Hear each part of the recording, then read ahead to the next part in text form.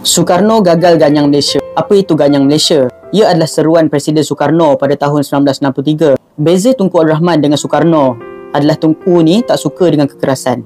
Benda ni orang kata selarilah dengan orang Melayu yang lemah lembut, atau bahasa besarnya Tunku ambil pendekatan berdiplomatik.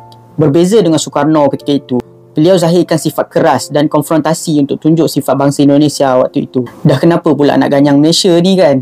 Soekarno bercita-cita nak wujudkan Greater Indonesia atau Indonesia Raya berdasarkan wilayah Majapahit yang merupakan empayar paling agung yang pernah wujud di bumi Indonesia. Dan konfrontasi ini dilancarkan pada Januari 1963. Soekarno tak puas hati. Tunku Abdul Rahman seolah-olah sailang Indonesia Raya dengan gagasan Malaysia lah.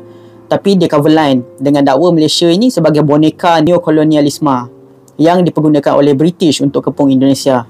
Serangan paling teruk berlaku dekat Tawau pada 29 Disember 1963. Waktu ni tentera Indonesia mengebom pos tentera Regimen Askar Melayu Diraja RAMD di Kalabakan.